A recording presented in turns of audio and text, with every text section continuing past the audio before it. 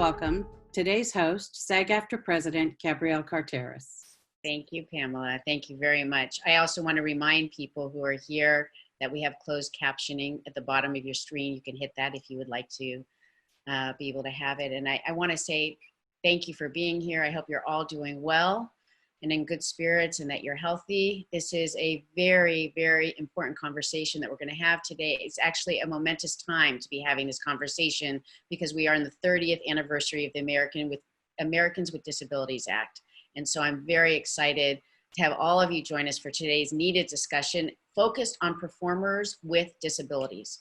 And when we talk about inclusion, we actually would be remiss not to include performers with disabilities within the conversation, because we cannot talk about equality without spotlighting the issues our panelists are going to address today. To understand their challenges and experiences, it actually gives us the tools which will help us to move forward as an organization. So over many years, I want you to know that the union has been participating in ongoing conversations with the Alliance of Motion Picture and Television Producers. That's the AMPTP. They are employers. We've been speaking with casting executives at studios and networks, working with showrunners, decision makers. We've been collaborating with organizations such as Easter Seals and the Ruderman Foundation and many more, providing education and information. Our goal, or actually our mission, is to continue bringing you these engaging and meaningful dialogues in order to facilitate positive action and substantive change. This is about making substantive change. So with all that said, we've aligned a fabulous group of panelists with varied backgrounds whom we've invited today to have a frank and honest discussion about the current state of the industry and what can be done to foster authentic change and to increase allyship in entertainment and media. As we've said so many times before, SAG-AFTRA is involved. We are involved in promoting diversity, equal employment, non-discrimination. But that being said, we actually know that there's always more we can do to ensure that the concerns of the many communities that we represent as a union are being heard by the union and the industry as a whole. We're actually actively listening and engaged to be a part of the solution, and you being here are also a part of that solution. So before we begin, I just want to welcome SAG-AFTRA Executive Vice President, Rebecca Damon. Hi, Rebecca. Hey, how you doing? SAG-AFTRA's National Executive Director, David White, who's been an incredible champion actually for our work in this space. Hi, David. Hello, very happy to be here for a conversation that I'm sure is going to be as insightful and as wonderful as our other conversations that we've had. And as you say, it's really a terrific time for us to be having this discussion on the 30th anniversary of the ADA. So. Thank you. It's an incredible, it's called just perfect kismet. I'd also like to thank SAG-AFTRA's National Persons with Disabilities Committee, which is actually comprised of members from across the country and meets quarterly. They discuss and fund union initiatives to increase PWD representation, people with disabilities. In fact, now that you're watching this, I hope that you'll participate in those different programs that they do. And last but not least, I also want to thank our Equal Employment Opportunity and Diversity Department, which provides information and guidance in with casting directors, producers, directors regarding accessibility issues, how to write inclusive casting breakdowns, referrals to casting resources for PWDs. Together, both of these groups actually work fervently behind the scenes on programs and initiatives for the betterment of our members, and we are very, very thankful for the work that they do. So with that said, Gabrielle? Yes. We have one more guest we are honored to have as well, our Secretary Treasurer, Camryn Manheim. Yes, well, I will actually be interviewing her right now. I got you, great. Yes, because she is today's moderator. SAG-AFTRA Secretary Treasurer, Camryn Manheim, a very good friend we've known for many years together. In addition to her union service, which has been wonderful, Camryn plays, and you may know her, Lieutenant Bobby Cosgrove on ABC's new hit drama, Stumptown. Great show, Camryn. Glad it's picked up. So happy for you. She's actually probably best known for playing defense attorney Eleanor Frett in The Practice. She did that actually for 8 years. She was honored with an Emmy Award, a Golden Globe Award for Outstanding Supporting Actress in a Drama Series. I can go on about her and her acting credentials, but actually today I want to focus on her activism. just to give you a sense of who Camryn is. So she was raised in the Midwest in Southern California. Camryn is the daughter of outspoken, politically conscious parents who passed their activism on to all of their children, and Camryn is a great example of that. She's worked for 8 years as a sign language interpreter, advocated for the rights of the disabled, particularly the deaf. Camryn is a board member of the American Civil Liberties Union. She's an active supporter of the Feminist Majority, Planned Parenthood, and a handful of other organizations. She's received honors from the Death Penalty Focus of California, the Western Law Center for Disability Rights, Hadassah, the Jewish Federation. She's also received several commendations from the Mayor of Los Angeles. She's an honorary member of the National Women's Political Caucus. She was honored by the National Lawyers Guild of Southern California. Camryn, there is too much to be said about you, but it is all riveting, and to hear her speak and to know who she is really breathtaking. So without further ado, I would love to welcome and have Camryn begin our wonderful panel. Oh my gosh, thank you so much, Gabrielle. I'm actually impressed with myself listening to all of those things. You know, you just do it. You just do it because you have to. And the years go by and they get accumulated into a list like that. And I'm like, wow, that's awesome. I am particularly excited to be here for this panel today because it is a subject that I hold very near and dear to my heart. For those of you who don't know, I took a few sign language classes when I was in high school, and I learned, you know, a half a dozen signs, a few signs. Honestly, I could barely string together a few sentences in American Sign Language, but I passed the class, and that's really all that mattered to me.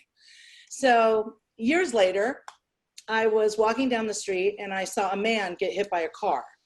And of course, I called 911, and I waited for the paramedics and the police to arrive. And when they finally came, this man who was laying on the ground, they surrounded him, looked him down at him, and said, "What's your name?" And he was on the ground with his eyes wide open, and he didn't say anything.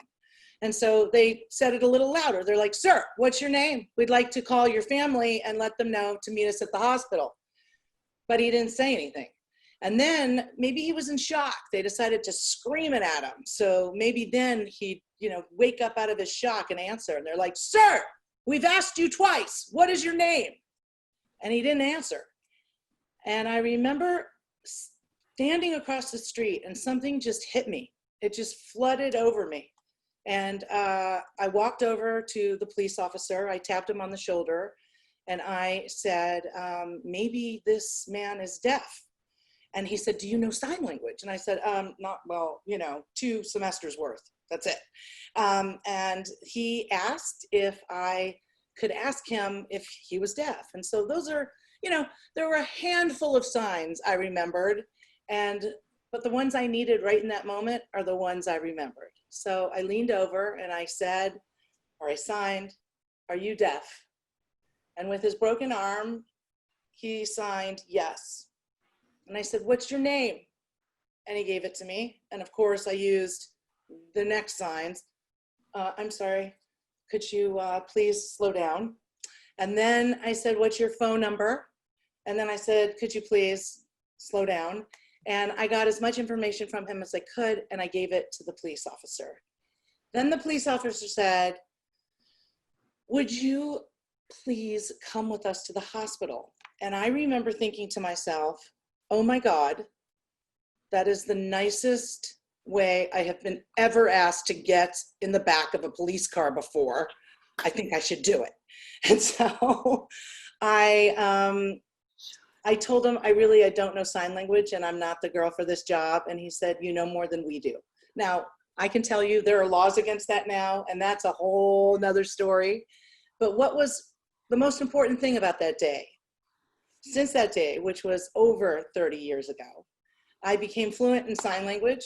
I worked as a job coach and an interpreter for many years while I was auditioning and studying in New York to be an actor. And to bring it all full circle, 5 years ago, I was lucky enough to have both of my 2 loves of my life collide, acting and my love for sign language and my friends who are deaf, when I performed in Deaf West's Tony-nominated production of Spring Awakening with 9 remarkable deaf actors and a dream come true to get to voice and hang out with Marilee Matlin every single day of my life. There's a lot of stories there for another time. So that's a little bit about my story and why I asked if I could moderate this discussion. It means a lot to me that we're here in this time during this revolution to change things for good. I'm also very proud of the work that SAG-AFTRA is doing to make the industry more inclusive for performers with disabilities. Some of the very important work that we do as a union is to enforce policies of non-discrimination in our contracts with the producers and to provide a 24-hour safety hotline to handle claims of discrimination. Through its Equity and Inclusion Department, SAG-AFTRA builds bridges between talent and employers, and it hosts workshops and discussions and consults with studio executives, producers, writers, showrunners, casting directors, labor relations professionals. And together, the union's Equity and Inclusion Department, with its Performers with Disabilities, the PWD Committee, are a resource to the rest of the union and to our industry. And we facilitate and fund initiatives to increase PWD representation. We also have educational programs and sponsorships, including the Media Access Awards, the Real Ability Film Festival, Easter Seals, Disability Film Challenge, C.S.A. casting open calls for PWDs all over a dozen cities, as well as diversity in casting classes and other engagement opportunities every year. And most recently, SAG-AFTRA implemented a new caption requirement for the SAG Awards campaigns, which is fantastic. This work is so critical. Nearly 1 in 4 Americans have a disability, yet fewer than 2% of characters are written as having one. And 95 of that minuscule number of characters are played by an actor who does not have a disability. So let's just let that sink in for a minute so we can understand the current situation as the backdrop of this discussion.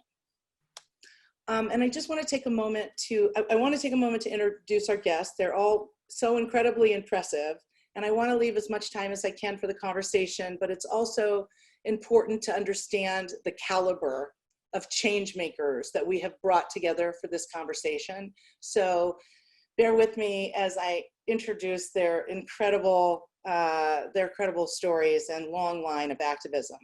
And one thing before I do, and I know I keep saying I'm going to do it, I just want to note that the community of performers with disabilities is broad and extremely diverse. We recognize the absence of full representation of those communities on this panel today. And as you listen to our panelists today, just please keep in mind that while much of what we're talking about also applies to those that aren't necessarily represented here, including performers with intellectual disabilities, neurodiverse performers, performers with mental illness, performers with chronic illness, and performers with invisible disabilities.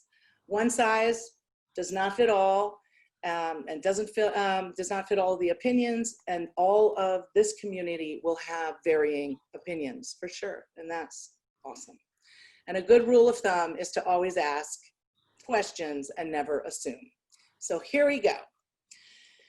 It is such an honor to have with us today Russell Boast, President of the Casting Society of America, C.S.A. His casting credits alone are so impressive. I'm not even going to list them because it just goes without saying. He's amazing. He has a long list of film and television shows, but really it's his commitment to inclusion and diversity that for me will be his legacy. Russell leads C.S.A.'s Inclusion and Diversity and Training and Education Committees. Russell is spearheading the development of a number of high-profile inclusion and diversity initiatives, including a comprehensive inclusion and diversity handbook for the casting and entertainment community, the introduction of a biannual inclusion and diversity training program targeted toward casting directors, studios, and network executives, writers, directors, and producers, and the introduction of a biannual inclusion and diversity expo for the entire entertainment industry. So we are just So thrilled to have you, and thank you for being here. I'm going to move along with our panelists. Christine Bruno is an award-winning actor and director who also teaches artist and disability inclusion for the global entertainment industry. Her TV and film credits include CBS's God Friended Me, NBC's Law and Order, the upcoming independent feature Best Summer Ever, and Hungry, as well as the award-winning features Flatbush Luck and This Is Where We Live. Christine sits on the New York Local Board of SAG-AFTRA, is chair of the New York Locals Performers with Disability Committee, and serves on the union's National Performers with Disabilities Committee, as well as the Actors Equity EEOC Committee. She is a founding member of the Disability Cohort 50/50 by 2020. And then we have, thank you for being here, Christine. I always love being on a panel with you. I learn so much every time. Then we have Ryan Haddad. He is an actor, a playwright, and an autobiographical performer based in New York. His acclaimed solo play, Hi, Are You Single? was presented at the Public Theater in the Under the Radar Festival and continues to tour the country. He has a reoccurring role on the Netflix series The Politician, and other television credits include Bull, Madam Secretary, and Unbreakable Kimmy Schmidt. Ryan is the 2020 recipient of the Rhymes Unsung Voices Playwriting Commission and the Cornelia Street American Playwriting Award. Thank you for being here, Ryan. I'm so happy to have you. Anita Hollander is my friend, and we go way back. We did a play together in New York City at the Public Theater. She is the chair of SAG-AFTRA's National Performers with Disabilities Committee and has written and performed throughout Europe, Asia, Russia, and America in film, TV, and live theater. Her award-winning original solo musicals, Still Standing and Spectacular Falls, have played off-Broadway at the Kennedy Center and at the White House. She also works with Actors Equity, Broadway League, Dramatists Guild, ASCAP, WGA, C.S.A, PGA, AMPTP, and Real Abilities Film Festival, promoting greater diversity in all media. Thanks for being here, Anita. We've got Nic Novicki. He is an actor, comedian, and producer who has performed on 6 continents.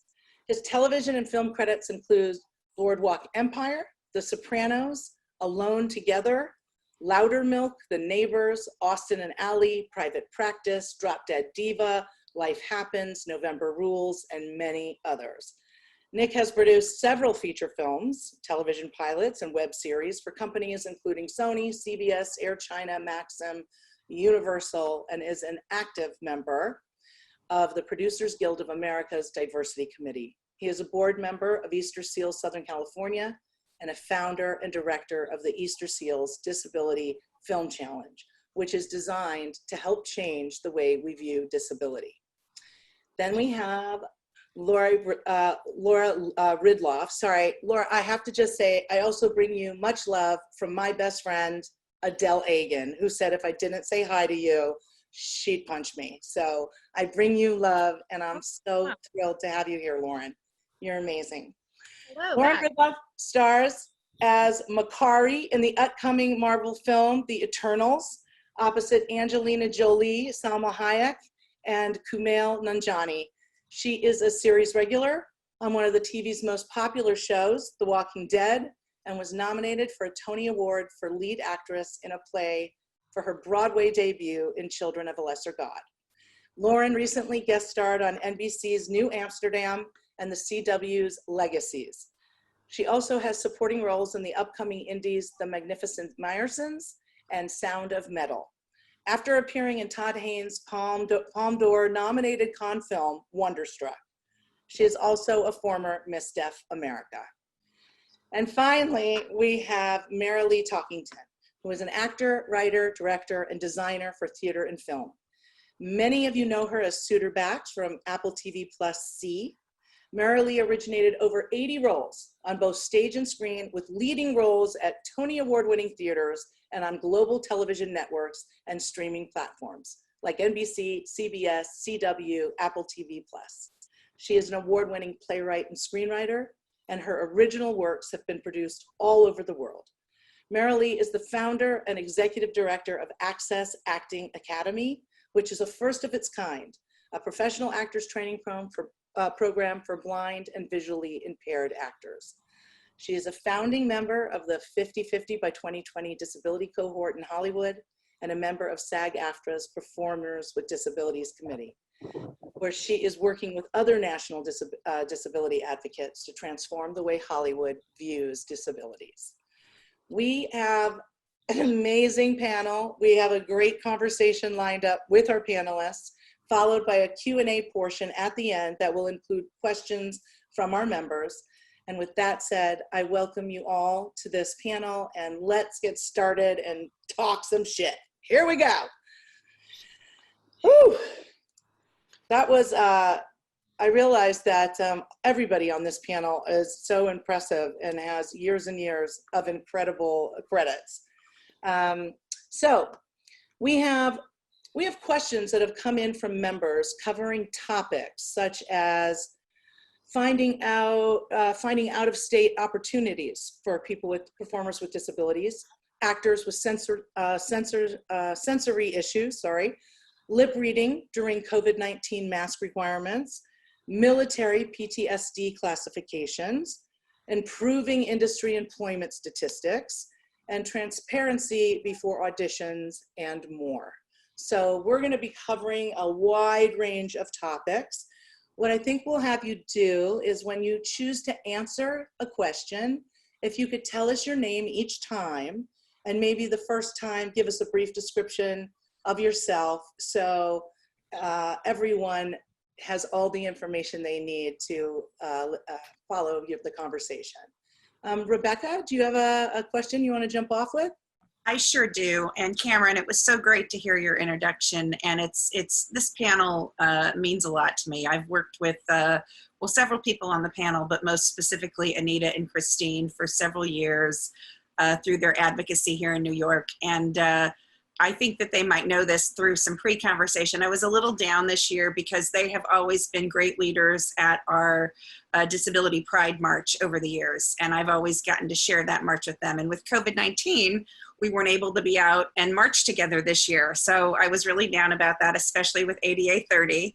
And knowing that we had this panel today, we're not marching, we don't have our signs, but I feel like this is a good sign to the world that our activism continues no matter if COVID, no matter not. And I didn't wear a t-shirt today with you guys, but we'll save that for next year. Hopefully everybody will be in a space to do that.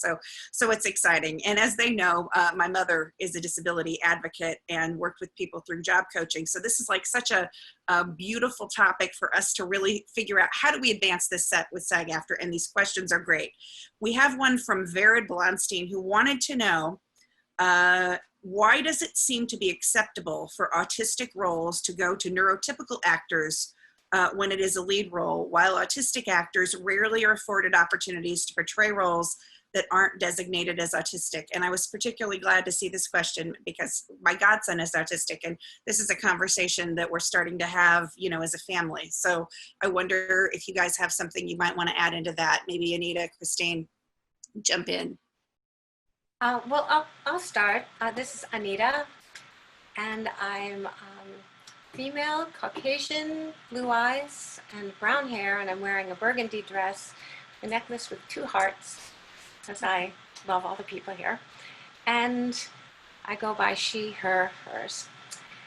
And as national chair, the committee is often dealing with this of late, this issue. And actors like Mickey Rowe, who's on the autism spectrum, started the National Disability Theater and has performed on stages all over the country. And also advocates and is an activist. There are performers that there's been a series regular who is an actor on the autism spectrum but will not identify himself. So we're not allowed to say, but I will say that the series went on for a couple of seasons, and that's one of the points in PWD and disability work is the aspect of self-identification. And I want to address that with everyone watching, because I totally, from my heart, understand and have great compassion with the idea of not identifying, not self-identifying, because you think, I won't get a role if I do that. And the interesting thing now, with our employment tripling over the last year, I keep a watchdog report. And even though we're still that low percentage, we did triple our employment in television and in stage. But the more we have self-identification, the more we can say, hey, look, we're here.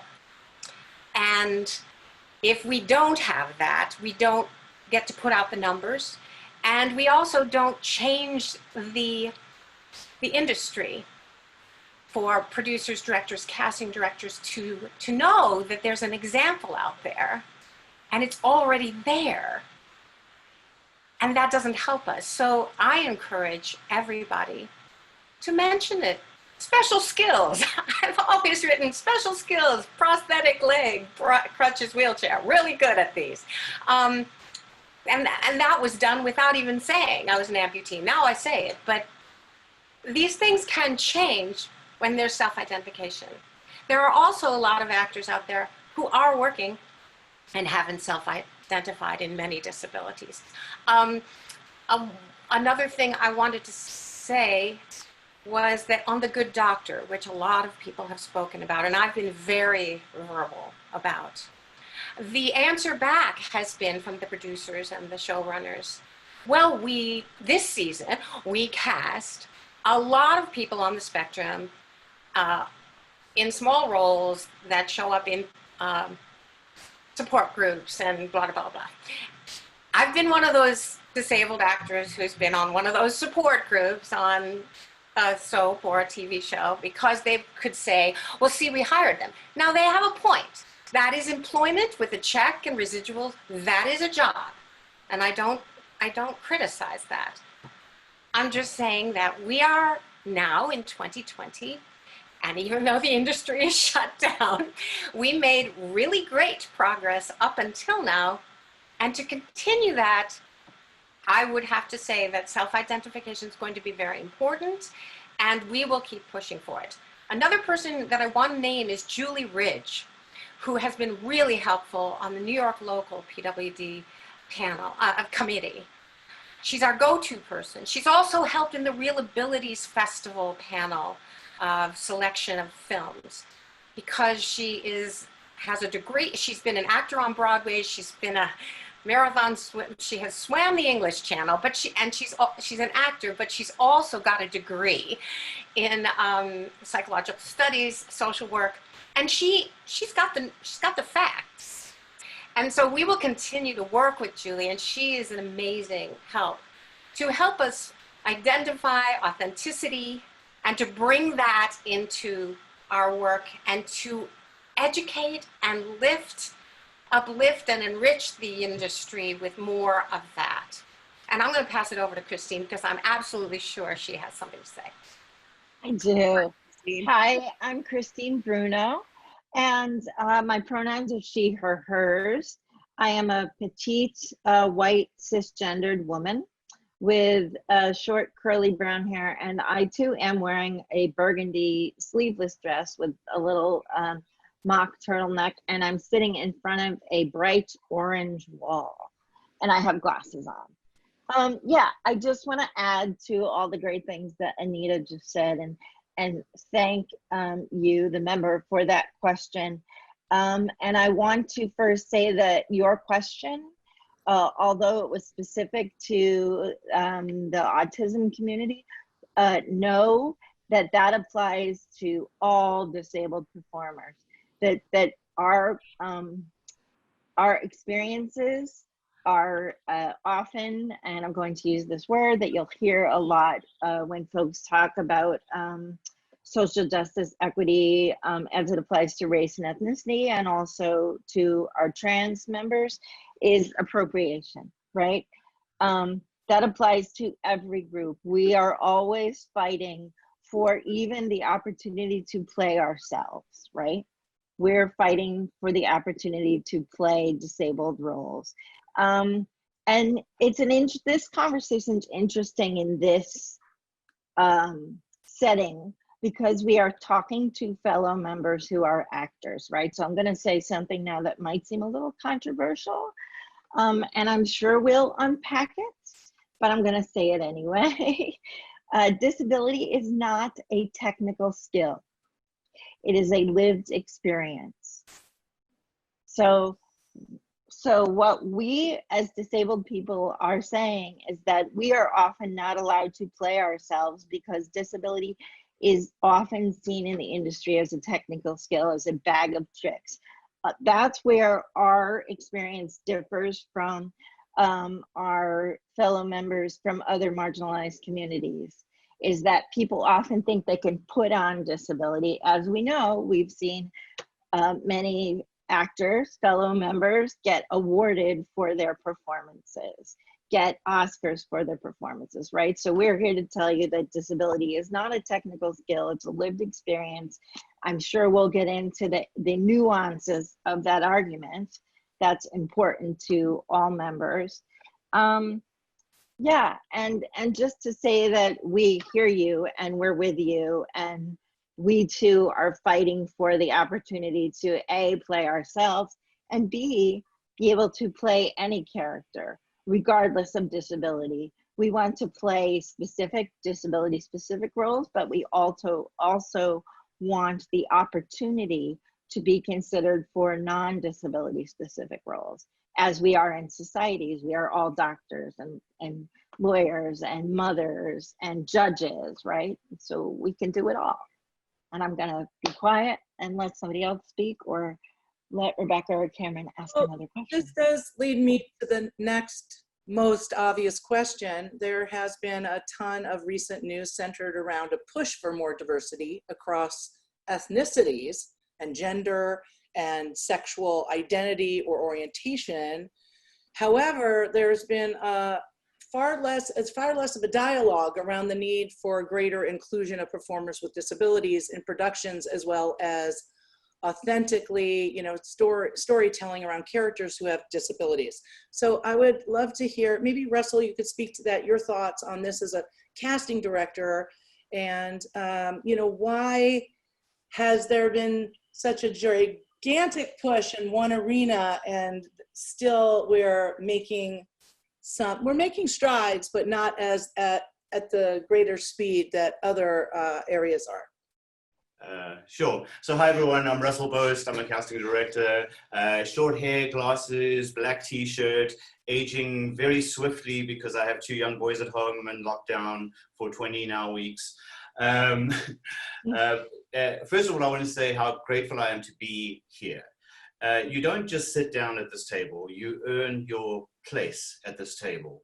And it took me a long time to learn that, and I'm so grateful to everyone on this call today, and all my friends who texted me saying, we're watching you right now, who brought me to this place, because it is a privilege and an honor to sit here with people who have worked so tirelessly and for so much of their lives and careers on the ability for us to just sit down and have these conversations. So that's, I wanted to say that out loud first, and then to answer your question, Camryn,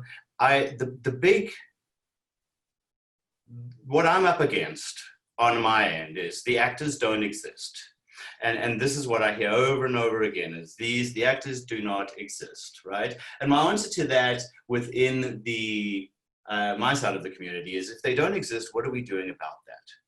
What are we doing? What are we doing if we can't find someone who is a wheelchair user to play an authentic role as a wheelchair user, then what are we doing about that? It's easy to say they just don't exist, but someone has to stop and say, wait a minute. First of all, I know they do exist. It just takes a little bit of extra work. But secondly, you can't just say they don't exist out loud with actually creating some kind of action plan, whether it's training or whether it's discovery. I think the push, the exclusion of performers with disabilities, and the push for maybe ethnicity or gender in casting has been, I don't see it as that because I live in the world of disability. I think that the push is just because There's this unconscious bias surrounding it's very hard. It's too hard to cast someone with a disability. Where are we going to find them? They don't exist. And the answer to that is do the work. You have to do the work. And before you can cast an able-bodied person in a role, you need to have done all of the work. And it's easier than just creating a list.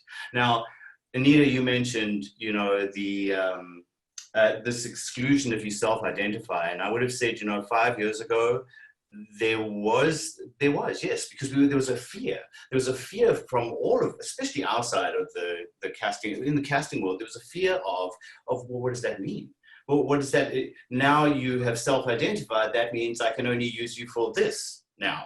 And that became, and that was a fear on both sides. It was a fear of the unknown from our side and unconscious bias, and it was a fear from your side in terms of now will I only be perceived as this. Let me tell you that Anita's right. Today, self-identifying is key for me.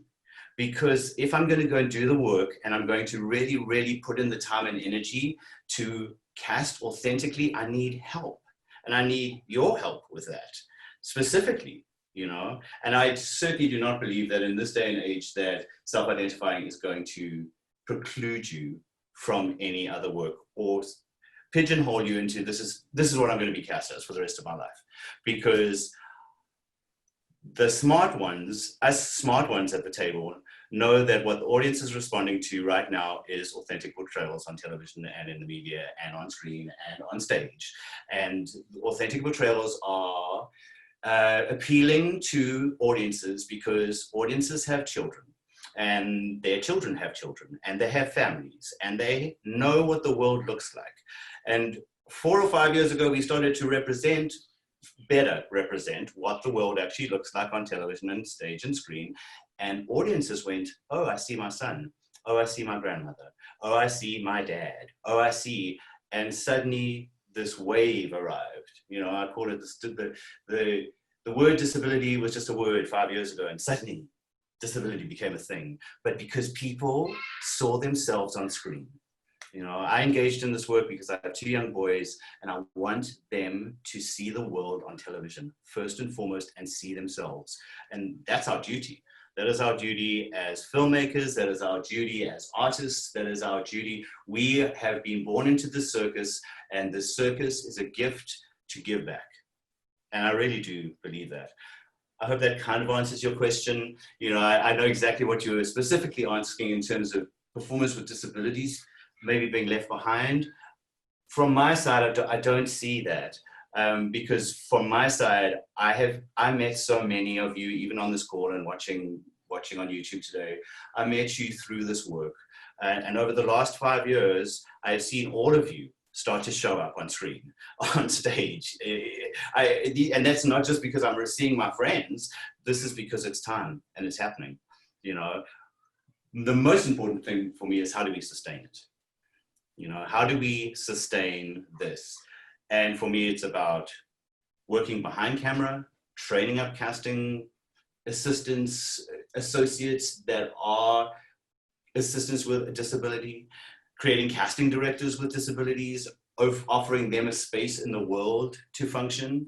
Because if I am challenging everyone on this call, I want to find and nurture and curate the first blind casting director to win an Academy Award for casting, which is not even an award for casting yet. That's what I want to do, because that's how we change the world. That's how we make things sustainable. Yeah, I could go on forever, but that's my piece. I mean, just to follow up with that, all of you have such amazing credits. You've done so much in your life. And I know that must have been, you had to do 100 more things than an able-bodied person had to get the one thing. Would you tell us a little bit about what you did to be an advocate for yourself, to make people recognize you and your amazing talents and get you these incredible roles? Nic, I see your hand up, so. Yes. Hey, I am Nic Novicki. I'm a little person wearing a pink shirt. Don't judge me. It's summertime. So anyways, you know, we're talking about, and first of all, Russell, thank you so much for what you do. Christine and Anita, and also Danny Woodburn, who's not here, also from the PWD committee, and the whole committee. That there's so many people doing so much. In terms of what I did to get started in my career is I'm a little person, and joining in the field of acting, like many of you that are tuning in, whether you have a disability or not, this is a tough field to get in. So as a little person, I learned pretty quick I was going to have to write my own stuff. I was going to have to, if I wanted to play the gangster or the lawyer, I was going to have to figure out how to create it myself and then get it out there and put it out into the world and say, this is me as a gangster. And work leads to work. I was lucky enough to be on The Sopranos, which led to Boardwalk Empire. I've been lucky enough to play a lot of roles that don't focus on me being 3'10". But ultimately, that is having a foot in the door. And many people with disabilities haven't had that opportunity. I think they all deserve it. There's so much talent out there that are on the PWD committee. So what I would say to all of you, if you haven't been able to play the kind of role you want to play, try to do it yourself. Now is the time with the DSLR camera. I'm proud with the Easter Seals Disability Film Challenge. We've had hundreds of films where people play roles that don't focus on their disability, that are created because of the support of SAG-AFTRA. But ultimately, I think the biggest, going back to the last question, is the difference why we are behind is in some senses we're not getting those first shots as much as I think we should. And part of that, I think the solution is, if you are a disabled performer out there, one, self-identify. Anita wants to add you to that watchdog list. And two, just keep doing what you can on your own. Ryan, what you do in theater, so many of us are so talented and able to express ourselves, and now is the time to do it because the industry is waiting. I see your hand, Anita. I'd love to hear, because I've seen your shows. I've seen what you've done. You are such a powerhouse, and I admire you so much. Tell us. Thanks. What you do. I was going to say that I do a lot of music. I am a composer and a lyricist, as well as musical director, and so as well as all the performing that I've done. And what came together for me was I wrote 2 musicals because nobody was noticing me. But I was doing cabaret work, and I was being seen, and I was getting work in theater, and I'd go out there and I hit every audition and everything, but people weren't seeing the full thing, the full me. Interesting that Nic's theme this year for Disability Film Challenge was documentaries, to actually take a story from your life and put it on there. And now they're all online where you can find them at Disability Film Challenge, because this was the weekend. Anyways, it was, so they're all out there, all the new films. And it's amazing that these documentary films are telling everybody's stories. My musical, somewhat, my 2 musicals, somewhat autobiographical, but also they have a purpose. One is a toolkit for survival, and the other is about falling, all the kind of ways that we fall, spectacular falls. But the idea is that nobody's going to come and knock on your door and say, come and star in a musical off Broadway, please, because we don't know you, but we are sure you're good. I said, no, you write it, and then you start doing it everywhere. And I did it in South Korea in December. Don't read into it. I'm well. I didn't get sick. But these, you take it everywhere you can, and then suddenly, as Nic has so well illustrated, and as the watchdog list responded to from the Disability Film Challenge, is that once you do that one thing, it leads to another thing, it leads to another thing. And for me, the song Body of a Fighter is in Spectacular Falls. And so when the ADA 30 celebration happened this past weekend, I thought, well, I'm going to sing Body of a Fighter, and Alexandria Wales will sign it, and we'll just put it out there. We'll video it, we'll put it out there. And we did it. And then the PBS NewsHour last night, for some reason, took a whole verse of the song and put it out there. And thanks to Danny Woodburn for getting the attention for the whole thing. But then I got tons of emails and messages from people all over the world saying, Where did that song come from? And this is how the ball gets rolling. But I will tell you one thing. At the beginning of this, Gabrielle had mentioned that one of the big pushbacks is, can a disabled actor carry a show? Carry a show. Well, Lauren Ridloff carried Children of a Lesser God 8 shows a week on Broadway for the whole run of the show, the recent revival, and got nominated for a Tony. She did carry that show.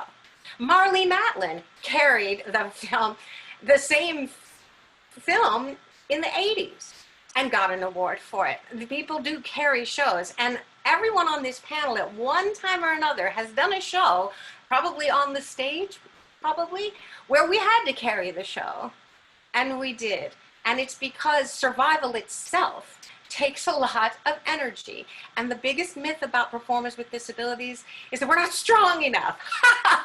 Well, so you can ask anyone you want about how strong people with disabilities are, but we have to show that. And that comes from, if you're not a writer, get to know writers. I did that at BMI and ASCAP. I never knew that I was, Dramatists Guild, I didn't know that I was going to be writing it, but I got with a lot of writers and watched what they were doing, and I showcased their work, and I was writing my own stuff. And I'll stop talking now. Thank you, Anita. I would love to hear from Lauren about that experience. And then also I'd love to hear from Marilee and Ryan about how you got to where you are, how you get, what did you do to propel the ball forward? How can you give hope to young people watching this right now for what they can do by themselves while this is all swirling around them and activity is really trying to include everyone? What can they do personally? Lauren?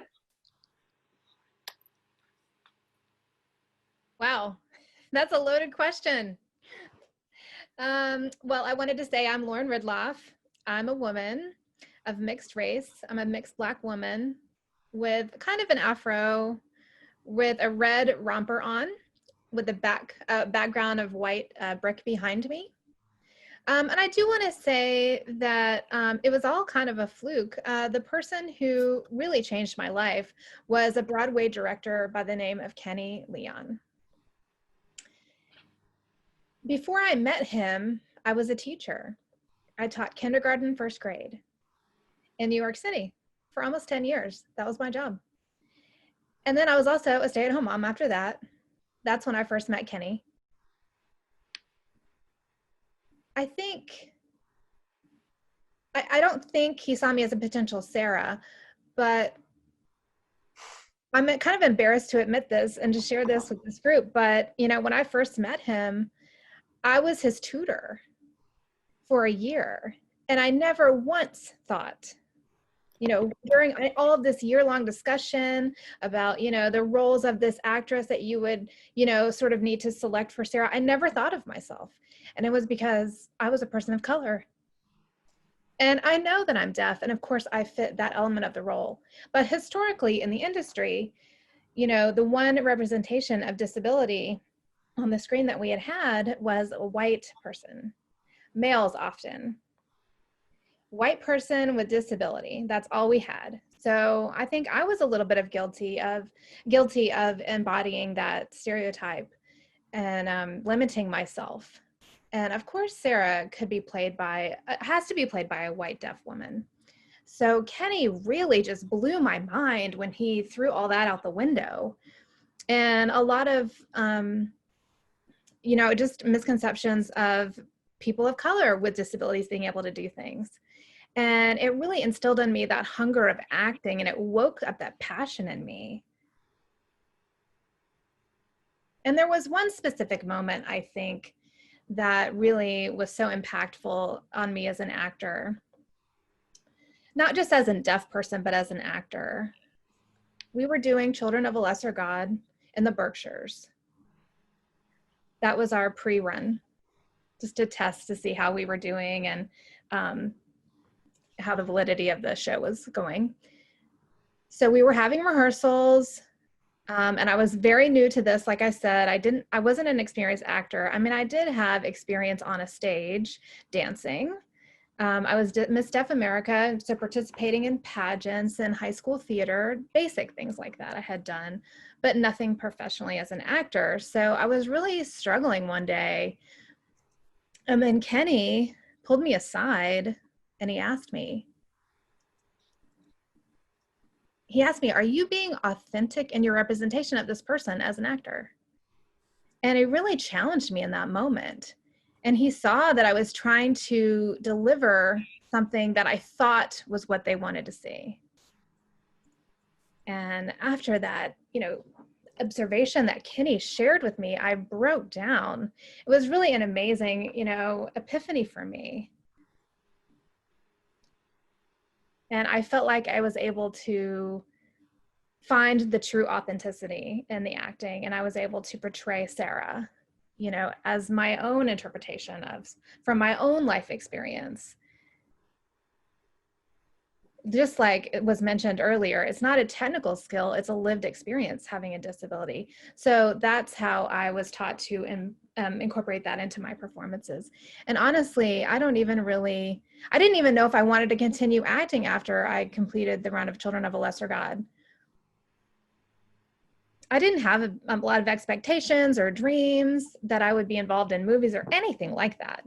I've seen so many of my deaf friends really struggle and, hit so many walls. Marilee Matlin, oh my gosh, so long. She's been the only deaf actor in Hollywood, and I thought, okay, well, there only gets to be one.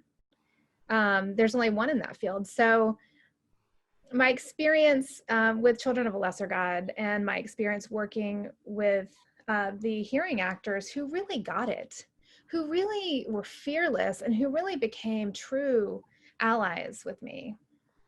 That's what gave me the energy and the inspiration to pursue acting further. So for young, deaf people with disabilities, I think the most important thing is just to embody yourself and go forward and be authentic and true to yourself. And don't deliver what you think people want from you. Yeah, be real, be honest. As Anita mentioned, self-identifying, that is key. So for many of us with disabilities, we feel like we need to soften who we are. We need to soften our needs. Our experiences maybe are too much or too harsh for people in the general population to, regular folks to handle. But no, that's not true. I feel like people are ready. They're ready. And one last thing, I promise I'm wrapping up. Shonda Rhimes, she talks about diversity on TV and film. She says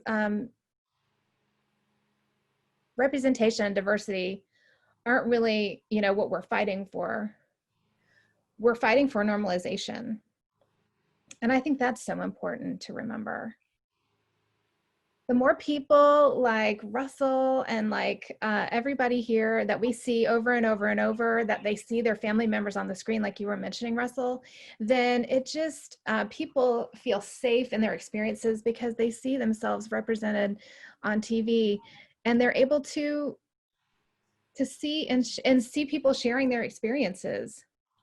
And the result is normalization that's going to happen. Well, I feel like I'm so moved I can barely continue speaking. I think there was a lot to be had in what you said for everybody, not just people here, but myself included, about being authentic and honest when you're acting. So thank you so much for that, Lauren. Your performance was so beautiful in that show, and I'll never forget it. I'd also like to give Ryan and Marilee a chance to speak. Ryan, you are like a multi-hyphenate actor, playwright, you're making work for yourself. How are you driving your career forward by creating and expressing? How are you doing it? I know there's so many roadblocks, but how do you do it? I'm Ryan. I am wearing a coral button down. I'm a man with he, him, his pronouns of Lebanese descent. I'm wearing blue rimmed glasses with black hair. And thank you, Camryn. I'm so excited. My parents are obsessed with Stumptown, so I just can't. It's like, I have to admit, I don't watch the show. And so when they said that was one of your credits, I immediately texted my parents the YouTube link, like, you should watch this, because they talk about the show all the time.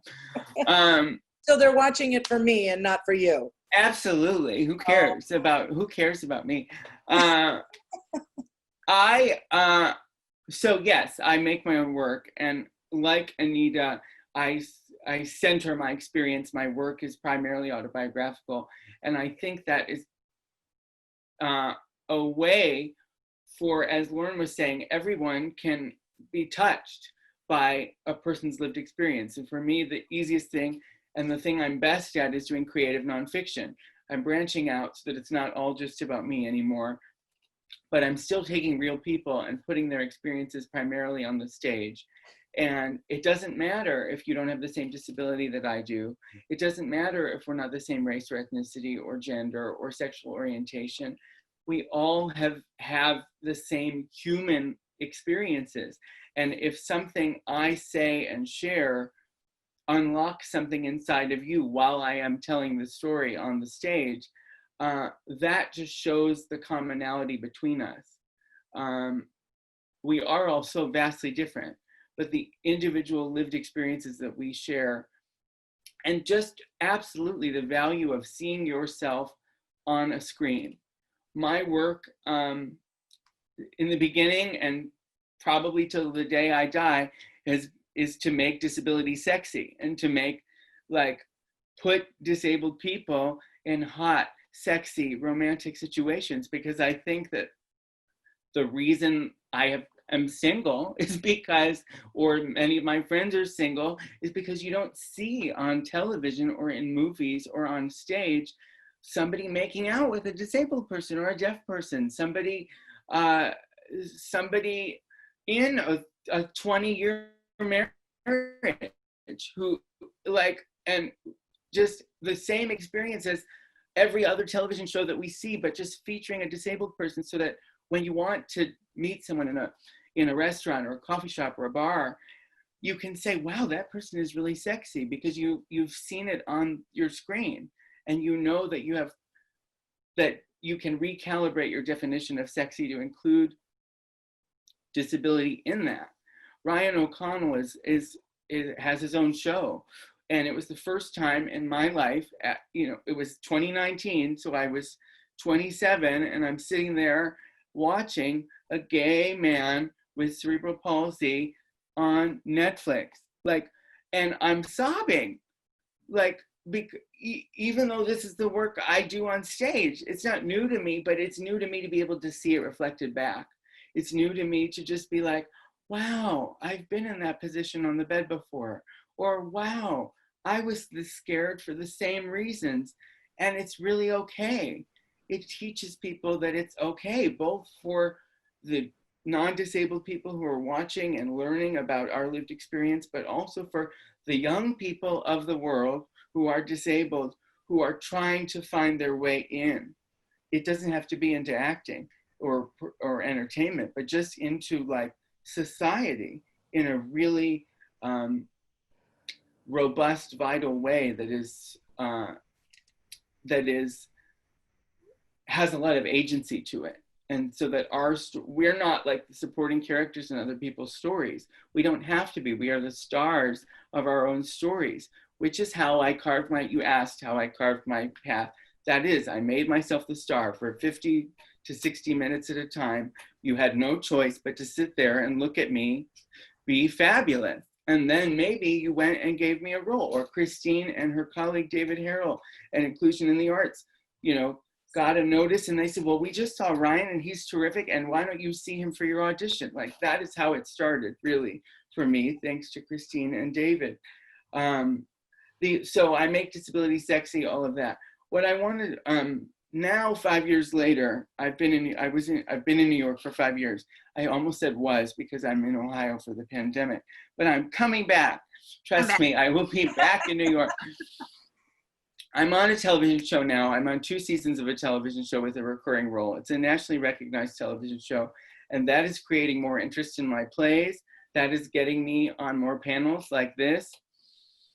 And I'm so grateful for that experience. And I only got that experience because Ryan Murphy, Brad Falchuk, and Ian Brennan wrote a character that said cerebral palsy in the breakdown, and then said seeking actors with cerebral palsy in the breakdown.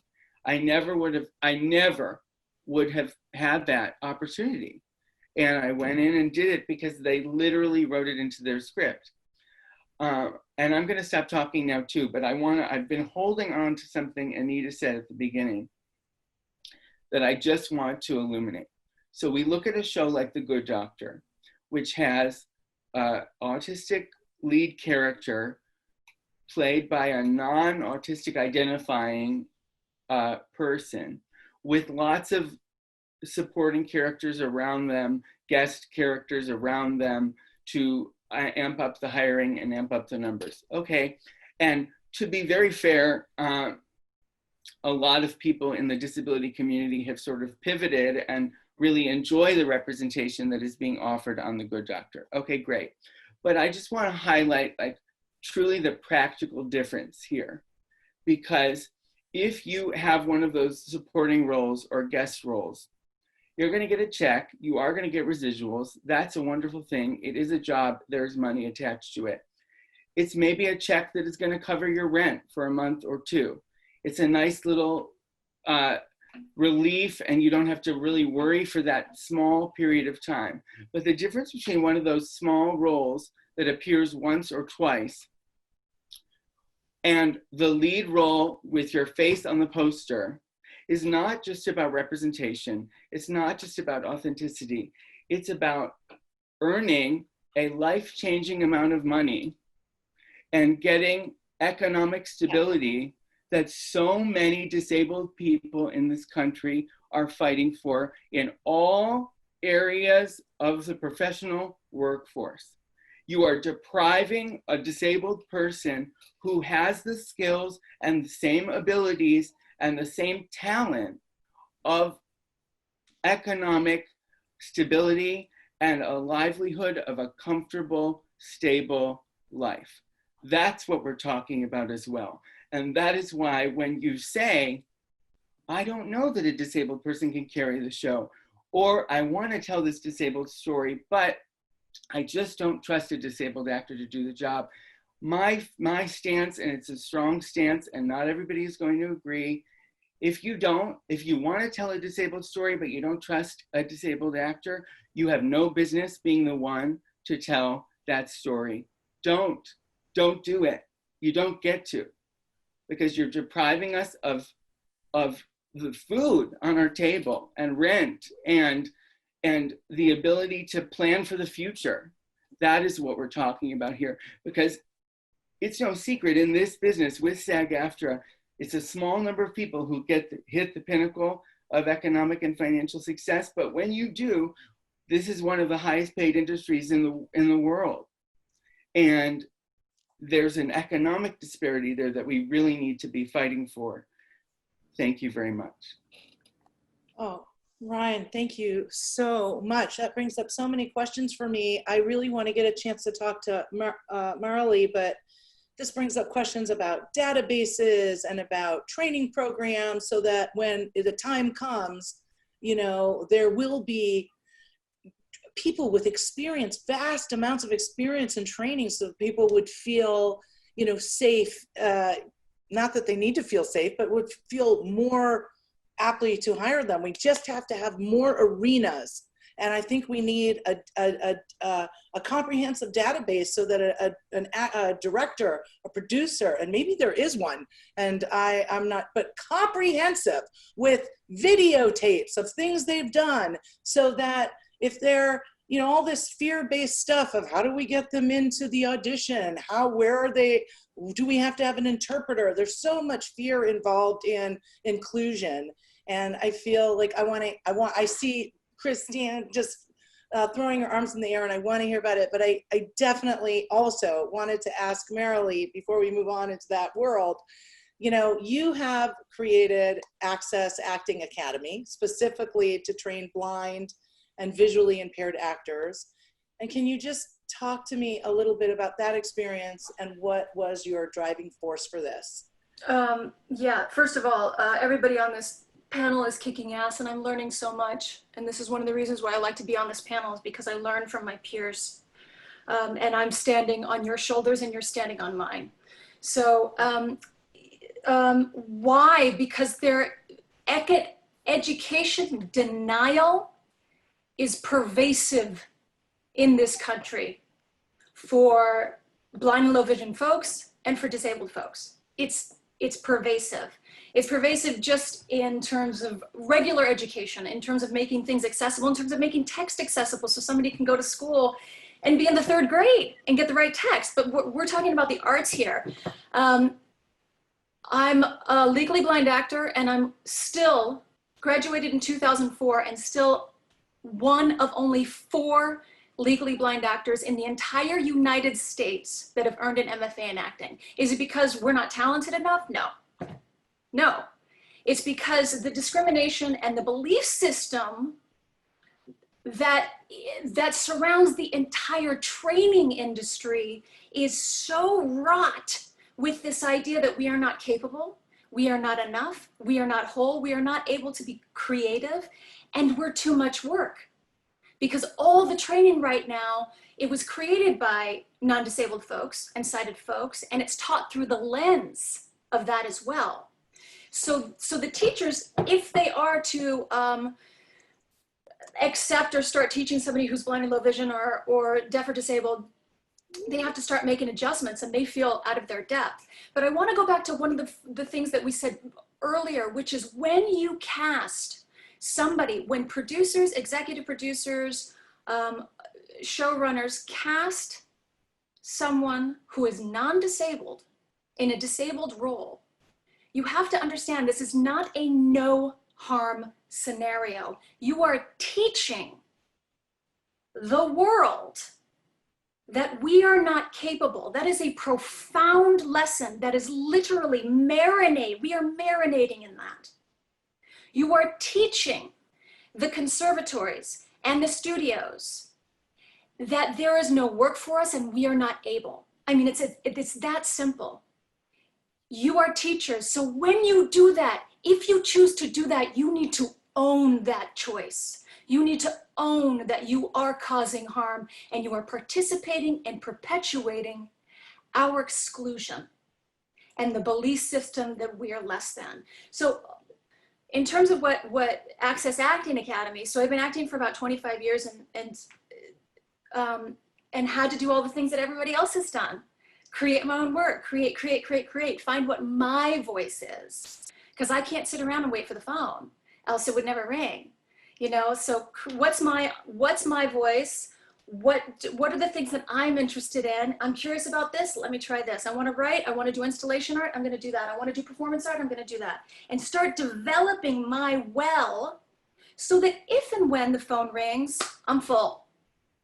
I'm ready, let's go. Access Acting Academy was started because I did C on Apple TV, where the entire show is about blind folks. And in the first season, out of the hundreds, because it's an epic world building show of characters that were cast, there was literally only a handful of blind actors that were cast. And it pissed me off. It's really hard to be around that. There's trauma there. So I had to have a lot of conversations with a lot of people, and they were open to those conversations. And they said, we can't find the people to cast. And I said, great, you're gonna help me create the opportunity then. We're gonna create a training program. So I dreamed up something that I've been thinking about for 20 years. Finally, I've been thinking about a training program, put it on paper, created a budget, did all the research, and then pitched it to Apple. And I went in and I met with the heads of development and said, needs to be done. If you are Apple, if you are saying you are going to commit to inclusion, which you have said that, then we need to go to the next step. So I got it approved. I put in, I took the money that I earned on C and I put it into the academy because it felt like, if I'm not willing to put in my own, and I'm not saying that disabled folks should do this, I'm not saying that, but it was so important to me that I took that money from C and put it right into this. And then I took a hunk of money from Apple and said, all right, we're doing this. And then we assembled a team, and Russell Boast was on that team, and he was an amazing collaborator. And I had 2 master acting teachers that were on that team that were MFA level, like quality, like MFA heads of department on that team, because I'm not interested in doing anything that's less than, because the whole point was you were coming to me, I'm going to see your greatness because I know what's possible in you. So then we had these students come and we did a 5-week full-time program, voice, acting, movement, and innovated the shit out of it, because we had to do all this amazing techniques, but in a non-visual way. So we were innovating every single day. What do you need? What do you need? Great, let's make it happen. Let's make it happen. Boom, boom, boom, boom, boom.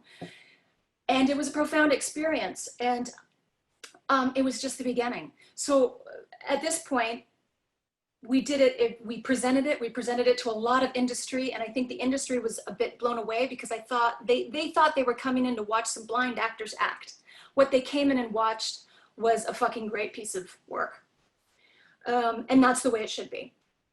So at this point, now that I'm sort of over the pandemic shock, no, I'm not over it. I have normalized it a little bit. I'm now investing in launching the first ever virtual acting academy for blind and low vision folks, so we can reach more. We can get out there and reach across the country and go international, so that people can come and go, oh, I didn't know this was possible. Well, let's just start. Let's just do some little intro classes then. Let's see, you know, is there a creative that lies in you? Is there? You didn't know was possible? Let's play. Let's just make a place to play and then develop. And if you want to pursue this, we can give you tools to go out into the world and do it. So that's where I'm at with it. And the thing that I say to myself and others is, a long time ago, after the first audition, that I was told when I was holding my script like this, and the teacher said, if you can't see the script, you don't belong on stage. And I was excused from that audition. And it was that thing where after I took 3 buses home, I sat with myself and said, okay, the world does not have a vision for me, so I must create a vision for myself. And I think just, a lot of us in the marginalized community, we have to do that. But make that vision incredibly loving to yourself too. I have to end with that because that's like, I have to do that right now because the world is still hard. So thanks for asking that question, Camryn. Oh, Marilee, you are such a fierce warrior. I would want you on in my brigade any day. All of you are. It is so, I'm so sad that we only have, 45 minutes, an hour to introduce all the things that you have done and accomplished, because it is so inspiring. I want all of your numbers. I want to do everything I can. Everybody watching wants to do everything they can. We have, build we have to build it bigger and bigger, so not all of you are taking on the bulk of this every second. We do have people who have written in questions. I think Rebecca has a couple. We want to answer some of the Q&As because, they have written in specifically to hear from you. But I am overwhelmed by the discussion here today and what I've learned from Ryan, from Nic, from Marilee, from everybody, from Lauren. It's, I feel like something is really gonna, you guys have broken it, and I think it's gotta crash open really soon. And I think we're all here to be a part of that with you. I am, for sure. Anything I can do. Rebecca, what questions do you have to ask?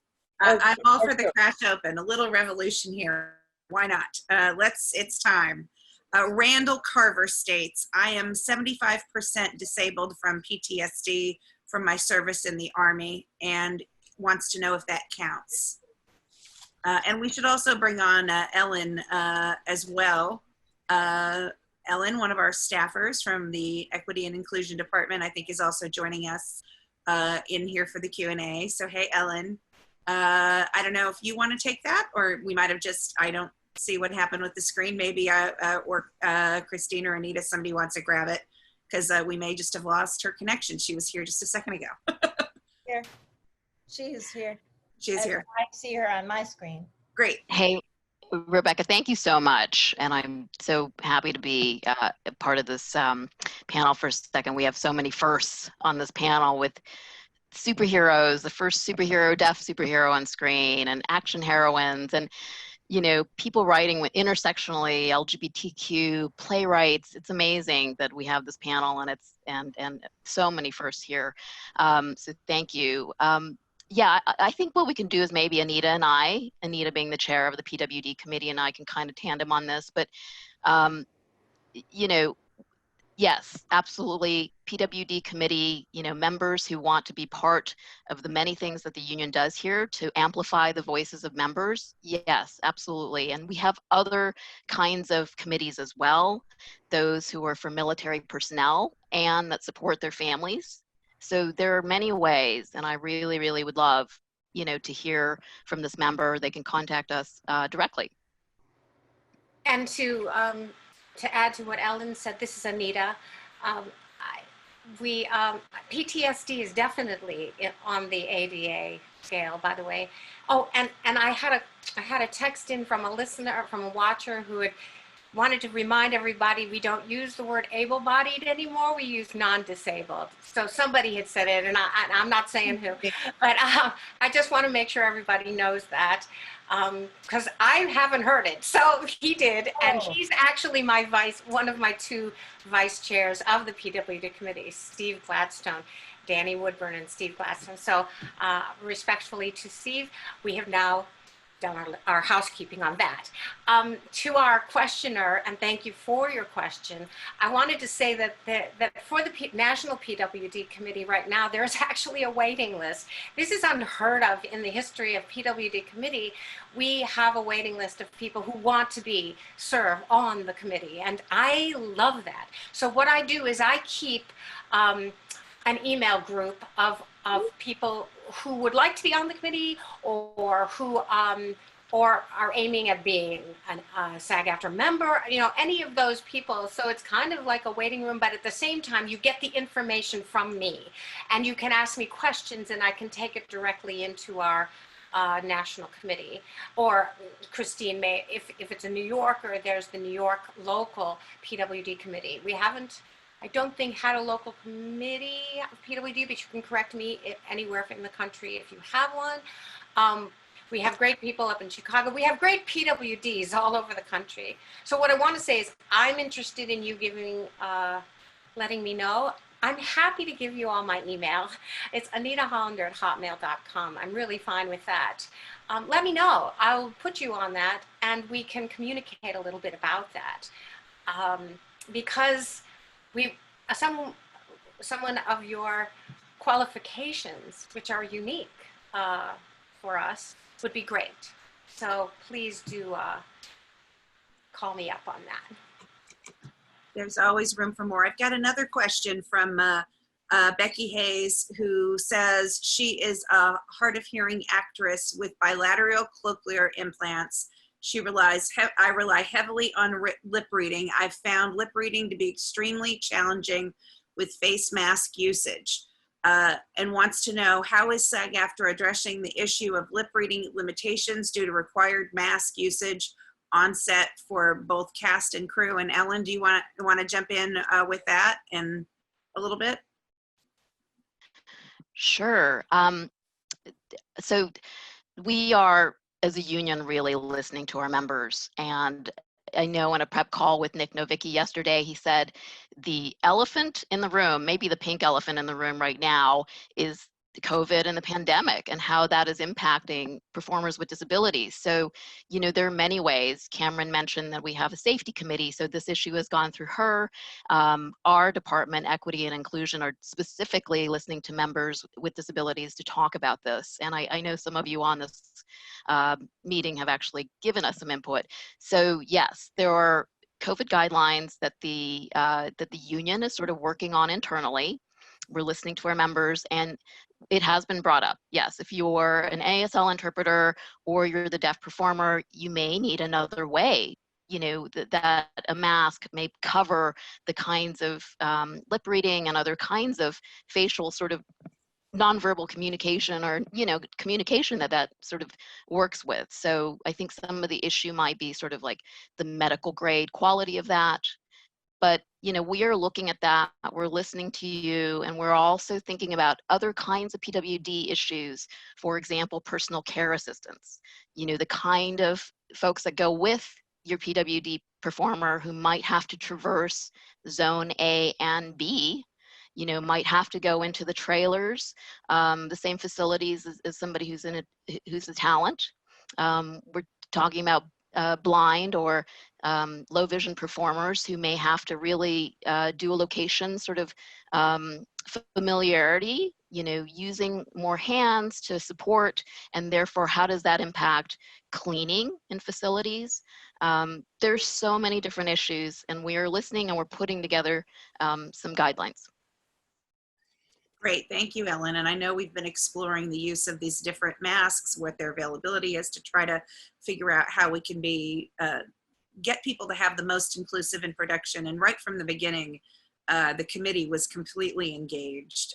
Anita, Christine, people from around the country, Dan, Steve, everybody was just completely engaged with trying to figure out what a safer set would look like for everybody. And so I really thank you and the department, and really the fantastic work of the committee that has always been so diligent in working with our Commission on Safety. So it's good stuff. I'm going to toss it back to Cam. All right. Well, we are getting close to, we've already passed it. So I do want to just kind of bring us back to why many of us are here. We are SAG-AFTRA. We are a union of performers. We want to perform. There are many PWDs who don't have representation who want to perform. How does the world know about them? Know about all of the plays and all of the little movies they've created and all of the great experience that they have, and they could very well be your next star of your movie or your television show, but may not know that way in. Maybe Russell, you can talk about this, or any of the actors who understand this plight. I mean, I have a lot of friends who don't have agents, and just through word of mouth or through doing plays, you know, they strike gold one day, but you know, it's even harder for PWDs. And tell me about if there's a database. Russell, how do you find every person on the planet who wants to do this? How do they let you know they want to come in and audition for something you're casting? I mean, that's why we're here. We want to get people work. And just as Ryan said, we want them to have economic security, and we want them to, you know, represent the world as it is, not this 2% bullshit. So Russell, what can we do to make it better? So here's and what's so funny is that I'm going to hand it over to Christine, just like I really do in real life. So this is really how a day in the office goes when we are looking to cast authentically. You know, the C.S.A. did hold an open call, and I held the open call because I wanted to show the world that the actors did exist. And we did have this huge international open call, and we videotaped all the actors. I think there was just over 800 actors in 9 locations across the country, all done over the same amount of time. And it gave access to a lot of actors that we had never met before.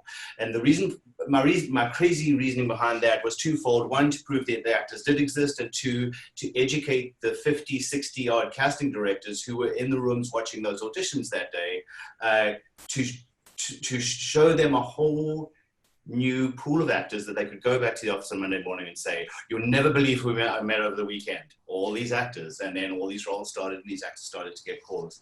It is hard And when I said earlier, it's about doing the work and not just saying, oh, this is this character and we're just going to do it our regular way. We have to do work, and the work requires me calling Christine, calling Marilee, calling Anita, emailing Ellen, getting hold of Nick and saying, Nick, help me. I need to get in there. I need to find these actors. I need social media. I need all these great ways of contacting and reaching out to all the actors I didn't know about who could have carried that movie for me. I need to know where they are, why I don't know about them, and give them the opportunity to carry that movie or that TV show for me. It's a lot of work, and it's a pipeline issue. It's a pipeline issue that I wish we could change.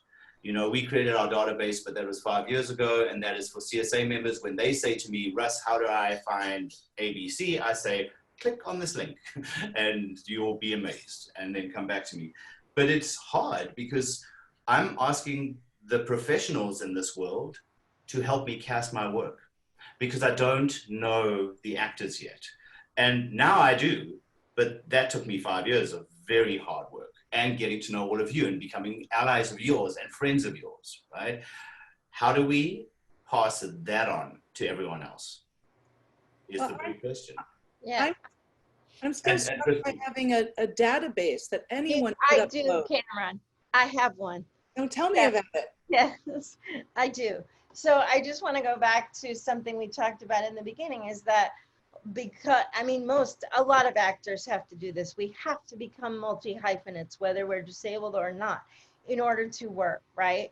In order to put food on the table, as Ryan was saying, until we get to that point that our acting is subsidizing our lives, we have to become multi-hyphenates. So what I did was for 12 years, worked for an organization called Inclusion in the Arts, which was a nonprofit here in New York that was a national organization that represented, that advocated for actors of color and actors with disabilities. And my specific job was disability advocate, which means that I was the direct liaison for the disabled acting community to decision makers like Russell, and producers and writers and directors, right? So I did that for 12 years until the organization closed in 2017.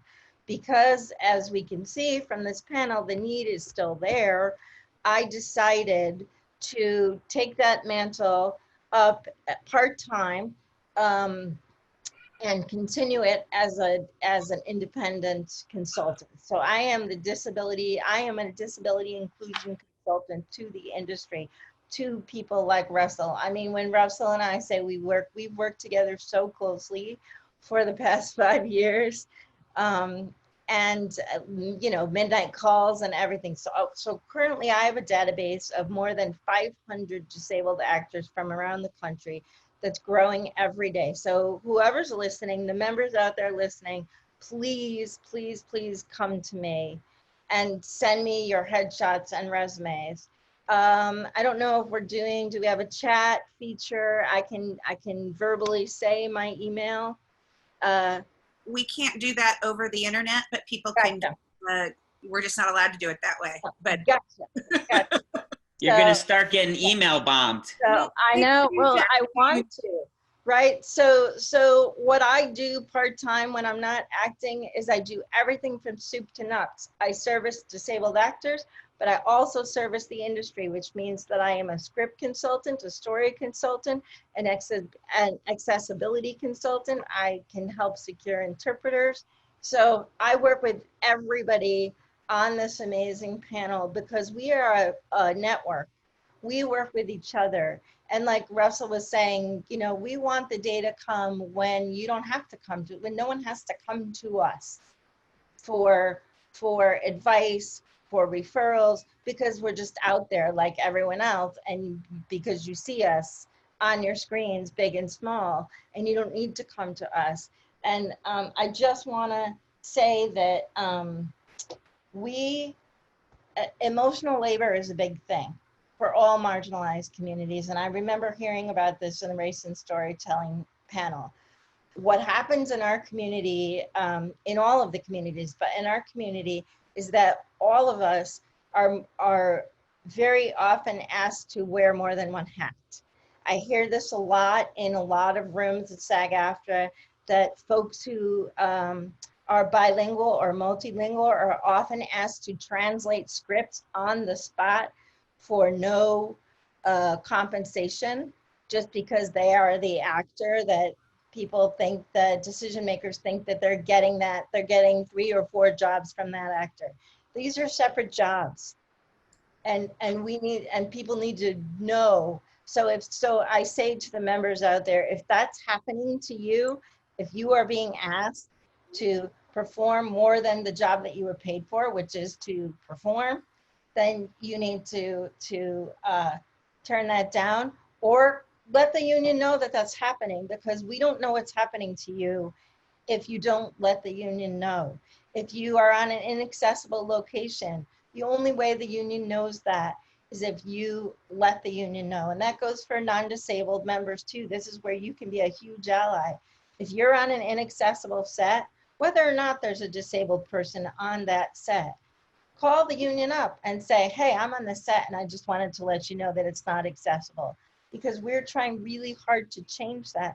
We don't have enough field reps to, police everything. So, And I agree with you, and I thank you so much for mentioning that. We can only know what people tell us. So if that is one way everyone who's listening today can be a part of this.